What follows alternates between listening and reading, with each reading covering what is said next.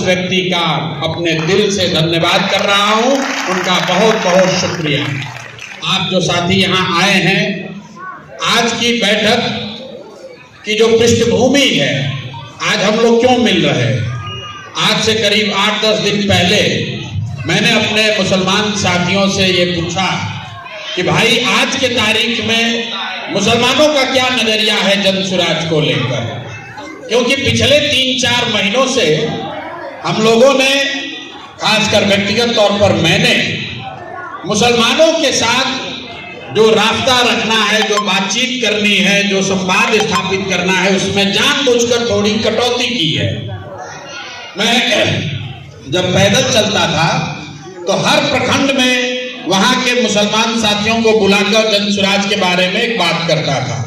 लेकिन पिछले 3-4 महीनों में आपने ये महसूस भी किया होगा कि प्रशांत किशोर की ओर से मुसलमानों को तक पहुंचने के लिए कोई विशेष प्रयास, विशेष संवाद नहीं किया जा रहा है। वो ऐसा इसलिए किया गया क्योंकि 2-2.5 साल के मेरे प्रयास के बाद ज्यादातर मुसलमान जो जन सुराज की परिकल्पना को समझते हैं, इससे सहमत हैं, उनका ये एक ही सवाल रह गया था कि हम लोग तो ठीक है, ये बात तो अच्छी है, ये प्लेटफॉर्म अच्छा है, ये रास्ता ठीक है, लेकिन हम लोग के अलावा इसमें कौन आ रहा है।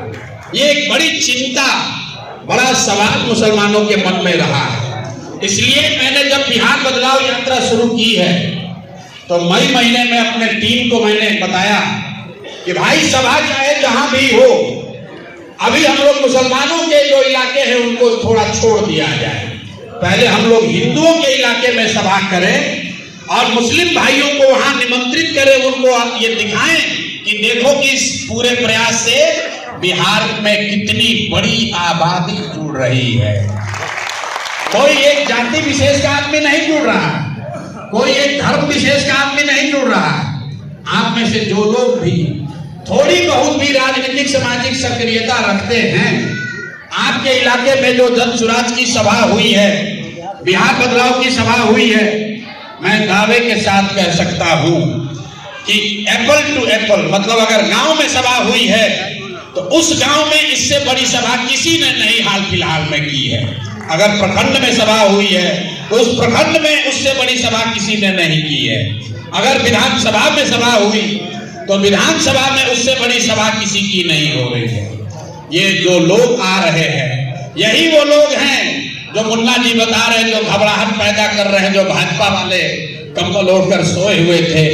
मुसलमानों को भी चिंता हो रही थी, कह रहे भाई तो गांधी की बात कर रहे हैं, ये तो मुसलमानों को आउटरीच कर रहे हैं, मुसलमानों को 40 सीट देने की बात कर रहे हैं। ऐसा तो नहीं कि मुसलमान साथ में चला जाए और दूसरा कोई साथ में ना आए, महागठबंधन को नुकसान हो जाए। आज महागठबंधन वाले आराम से बैठे हैं, उनको लग रहा है कि पिछले 2-3 महीने में तो सारा एनडीए का, भाजपा का ही वोटर जन सुराज की ओर जा रहा है, लेकिन उसको नहीं मालूम है। अब हम लोग गियर बदलेंगे क्योंकि मुसलमानों ने पहले ही तय कर लिया है, मुसलमानों ने पहले से ही सुन लिया, समझ लिया, तय कर लिया। सिर्फ इतना ही फर्क है कि हमने कहा था कि मेरे कथनी पर मत जाइए, मैं जो कर रहा हूं उसको देखिए। आप देख रहे हैं 2 बरस में जितनी बड़ी व्यवस्था जन सुराज ने बनाई है देश के इतिहास में। जीत हार की चिंता छोड़ दीजिए, लेकिन देश के इतिहास में मैं दावे के साथ कह सकता हूं कि बिहार जैसे बड़े राज्य में इतने कम समय में इतनी बड़ी व्यवस्था किसी ने राजनीतिक व्यवस्था नहीं बनाई। ये वानगी है, ये वानगी है। अगर आपने अगले 3 महीने में मन बना लिया, एक बार आपने कंधा लगा दिया, तो आप लिख कर रखिए अगले 2 वर्ष में पूरे देश की राजनीति का निडिल घुमाकर बिहार की ओर कर देंगे।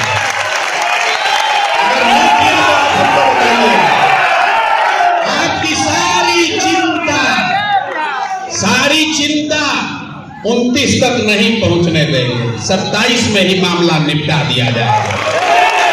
आप खाली कंधा लगाइए, के नीचे नहीं रोके तो जीवन में संन्यास ले लेंगे। 2 मई 2021 को क्या हुआ? 2 मई 2021 को भाजपा को हम लोगों ने 77 पर रोका। बंगाल में जो हुआ सो हुआ, जिस दिन भाजपा को बंगाल में रोक दिया गया उसके बाद से सीए एनआरसी का कहानी ही बंद हो गया। तो मेरे भाई अगर बिहार में जो हम लोग कोशिश कर रहे हैं, ये सिर्फ बिहार की लड़ाई नहीं है। जब गांधी चंपारण आए, चंपारण का आंदोलन हुआ, बिहार के होने के नाते कई बार हम लोग ऐसा कहते हैं कि चंपारण से देश को आजादी मिली। नहीं, चंपारण से देश को आजादी नहीं मिली। चंपारण आंदोलन के तो 40 वर्ष के बाद देश आजाद हुआ। चंपारण से इस देश को वो हथियार मिला, वो विश्वास मिला कि अहिंसा और सत्याग्रह भी एक तरीका है जिससे कि अंग्रेजों को हराया जा सकता है। तो जो काम जनसुराज बिहार में कर रहा है, ये सिर्फ बिहार जीतने की लड़ाई नहीं है, इस बात को स्थापित करने की लड़ाई है कि 50% से ज्यादा, आधे से ज्यादा हिंदू जो आज भाजपा से जाति के नाम पर नहीं, विचारधारा के नाम पर लड़ रहे हैं, उनके विरोध में खड़े हैं, वो आधे हिंदू अगर 20% मुसलमानों के साथ मिलकर राजनीतिक सामाजिक गठजोड़ बना ले तो दुनिया की कोई ताकत उनको जीतने से नहीं कोई नहीं रोक सकती है। इसका प्रमाण है 80% आबाद हिंदुओं के देश में भाजपा को 40% से कम वोट मिला है। मेरे भाई, आज भी आधे से ज्यादा हिंदू भाजपा को वोट नहीं देता है। जरूरत इस बात की है कि ये जो हिंदू हैं, जो मैं रोज समझाता हूं, जो गांधी को मानने वाला हिंदू है, जो बाबा साहब का फॉलोअर है, जो कम्युनिस्ट विचारधारा के मानने वाले लोग हैं, जो लोहिया जयप्रकाश को मानने वाले हिंदू हैं, ये लोग आज भी आधी आबादी हिंदुओं की है जो इन 4 विचारधारा के मानने वाले लोग हैं। अगर इनके साथ 20% मुसलमान साथ में आ जाए तो सीधा आप हुए 60, भाजपा हुई 40। यही फॉर्मूला है जिससे भाजपा को देश में हराया जा सकता है। और अगर राजनीति को किनारे भी कर दें तो यही वो लोग हैं जिन्होंने आजादी के लिए अपना खून बहाया है। गांधी के मानने वाले लोगों ने आजादी की लड़ाई लड़ी, मुसलमानों ने आजादी की लड़ाई लड़ी, बाबा साहब अंबेडकर, कम्युनिस्ट और समाजवादियों ने आजादी की लड़ाई लड़ी, भाजपाइयों ने आजादी की लड़ाई नहीं लड़ी थी। तो अगर जैसे देश में आजादी हासिल करने के लिए मुसलमानों का और इन 4 विचारधारा के मानने वाले लोगों का गठबंधन बना था, उसी तरह अगर आज आपको नई व्यवस्था खड़ी करनी है तो विचारधारा आधारित व्यवस्था बनानी पड़ेगी। लोहे को लोहा काटता है मेरे भाई। जो संघ है, भाजपा है, वो विचारधारा आधारित व्यवस्था है। अगर भाजपा की विचारधारा से लड़ना है तो महात्मा गांधी की विचारधारा को ही खड़ा करना पड़ेगा, दूसरा कोई रास्ता नहीं है। मुसलमानों को बस मैं इतना ही कहूंगा मेरे भाई, अब अगले 2 महीने अभी भी आंख बंद करके भरोसा मत कीजिए, देखते जाइए। खेल अभी अब शुरू हुआ है।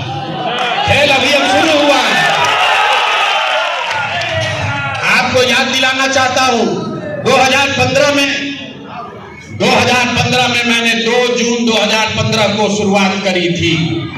तब ये मोदी की लहर थी। 14 में हम ही लोग जिताने में कंधा लगाए थे। 15 में जब यहां आए, 2 जून 2015 को पहली बार मैंने हर घर दस्तक प्रोग्राम शुरू, फिर से आज दोबारा निमंत्रण देने आए। जब आजादी की लड़ाई लड़ी गई, भले मुस्लिम लीग अलग रहा हो, भले पाकिस्तान बन गया हो, लेकिन आज भी मुसलमान गर्व से कहता है कि इस देश की लड़ाई में, इस देश की आजादी की लड़ाई में हमारे पुरखों ने भी खून पसीना बहाया है। मेरे भाई, आप किनारे ना रह जाओ, इसलिए आपको निमंत्रित कर रहे हैं। फिर से आइए, इसको फिर से एक बार अपने अनुभव के, अपने ज्ञान के, अपने अच्छे बताए हुए रास्तों के कसौटी पर इसको कसिए और अगर ठीक लगे तो इसमें जुड़िए, इसको अपना बनाइए। प्रशांत किशोर के लिए नहीं, सिर्फ मुसलमानों के लिए नहीं, बिहार के हर उस गरीब के लिए, हर उस बच्चे के लिए, हर उस समाज के लिए जो बिहार में परिवर्तन चाहता है, बिहार में बदलाव चाहता है। कल होकर ये बात न हो कि मुसलमानों ने इसलिए साथ दिया जनसुराज का क्योंकि जनसुराज ने उनको 40 टिकट दिया। ये बात होनी चाहिए कि मुसलमानों ने जनसुराज का साथ इसलिए दिया क्योंकि ये समाज के लिए सही रास्ता है, बिहार के लिए सही रास्ता है। आप सिर्फ अपनी बात मत करिए, आप दूसरों की भी चिंता कीजिए। हमारी माँ बताती थी कि जो लंगर बांटता है वो भूखे नहीं मर सकता है, जो लंगर चला रहा है वो भूखे नहीं मर सकता है, जो दूसरों की चिंता करेगा वो उसकी चिंता ऊपर वाला करेगा। आप अच्छे बुरे की जरूर पहचान कीजिए।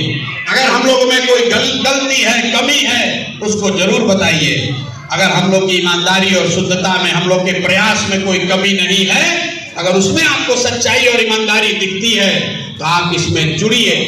जुड़िए इसलिए नहीं कि मुसलमानों का भला हो, जुड़िए इसलिए नहीं कि आपका अपना और अपने बच्चों का भला हो, जुड़िए इसलिए कि बिहार का भला हो। अगर बिहार का भला होगा तो उसमें सबसे बड़ी आबादी आपकी है, आपका भला अपने आप होगा।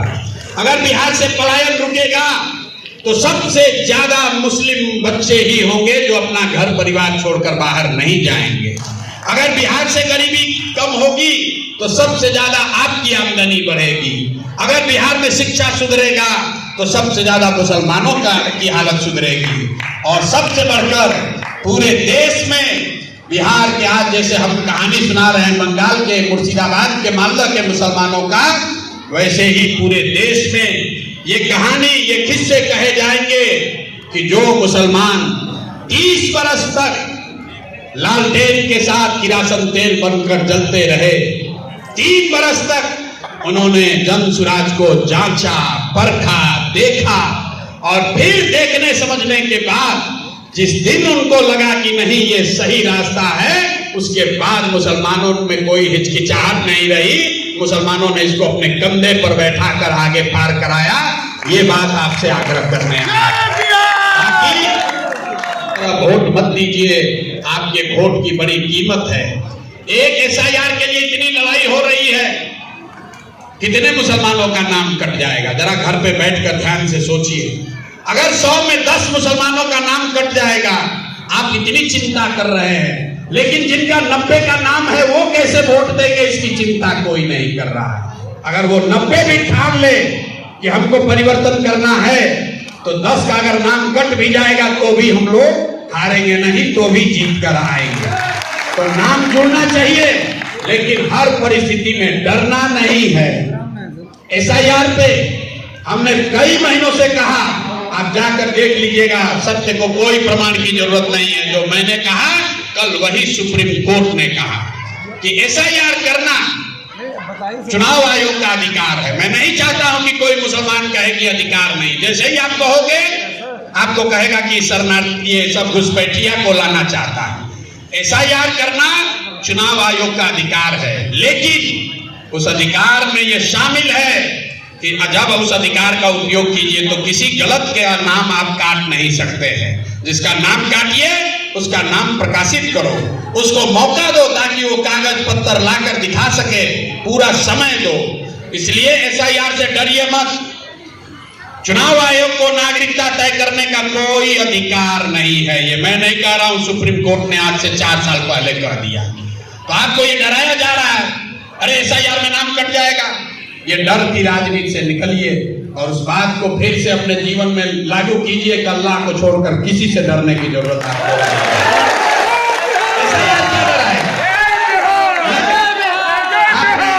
आपने 15 वर्ष भाजपा का शासन देख लिया, बड़े बड़े कांग्रेस के राज के भी आपने दंगे देख लिए, आपने इतनी परिस्थिति देख ली, आपने CA NRC देख लिया, किसी से नहीं डरे। तब SIR क्या डराएगा आपको? 2-4-5 को का नाम काट देगा। तो हम लोग संकल्प लेंगे कि जितना आदमी का नाम है, एक भी वोट घर पर नहीं बचेगा। 100% जाकर हम लोग वोट करेंगे, एक को नहीं कम पड़ेगा। और भरोसा रखिए, चुनाव आते आते एक आदमी का भी नाम कटने वाला नहीं है। जिसका नाम कटा है तुरंत बताइए हम लोगों को, क्योंकि ध्यान रखिए, इलेक्शन कमीशन को नागरिकता तय करने का अधिकार नहीं है। वो अधिकार सिर्फ और सिर्फ होम मिनिस्ट्री को है। इलेक्शन कमीशन ने जो 11 डॉक्यूमेंट जारी किए हैं जिस पर आप वोट देते रहे, उस 11 डॉक्यूमेंट में कोई भी डॉक्यूमेंट आपके पास है तो कितना भी नाम के अंक आते आते उसको वोट देने का अधिकार मिलेगा ही मिलेगा। इसलिए डरना नहीं है, बिल्कुल वोट पड़ेगा, वोट सही से पड़े ये जरूरी है। जो लोग वोट दे दे, जो घरों में कोई ना बैठा रह जाए, जो निकल कर जाए वो सही आदमी का चुनाव करे। एसआईआर पहले तो नहीं हुआ, 2003 में हुआ था। 2003 के बाद क्या आपको राजनीतिक सफलता मिली? क्या आपकी दशा सुधर गई? क्या आपके हिसाब से लोग चुनकर आ गए? तो सिर्फ एक एसआईआर से कुछ बात नहीं बनने वाली है। एसआईआर पे लड़ाई जारी रहे, लेकिन उससे बड़ी लड़ाई है कि जिनको वोट का अधिकार है, जिनके पास, जिनका इलेक्टोरल रोल में नाम है, वो कहीं गलती न करे, वो गलत लोगों का चुनाव न करे, वो सही लोगों का चुनाव करे। और यहाँ मुसलमानों के बीच में मैं बोल रहा हूं, अभी भी अगर आपको लग रहा हो करे भाई ये लोग खड़ा होंगे मुसलमान का वोट कट जाएगा, हमने बापू सभागार में घोषणा की थी कि अगर आपको ये लगता है, आपको राजद और इंडिया गठबंधन वालों को मैं खुली चुनौती दे रहा हूं, जहां पर भी मुस्लिम विधायक उनके हैं, जहां पर भी इंडिया अलायंस के मुस्लिम विधायक हैं, या जहां पर भी वो मुसलमानों को उम्मीदवार घोषित पहले कर दे, हम वहां से मुसलमान नहीं लड़ाएंगे, हम हिंदू ही लड़ाएंगे। आप घोषित करके दिखाओ, आप घोषित करके दिखाओ। भैया ये घोषित नहीं कर सकते हैं, ये घोषित नहीं कर सकते हैं, हम सोच समझ के बोल रहे हैं, क्योंकि जहां आपका वोट है वहां पर ये आपको टिकट देते ही नहीं है, आगे भी नहीं देंगे। और देंगे तो हम तो मन से बोल रहे हैं, टीवी कैमरा सब ऑन है। मेरे भाई, जहां पर मुसलमानों की आबादी है उसको टिकट दे दो, धनसुराज वहां हिंदू लड़ा लेगा, तुम मुसलमान लड़ा के जिता दो। मेरे भाई ये न देने वाले।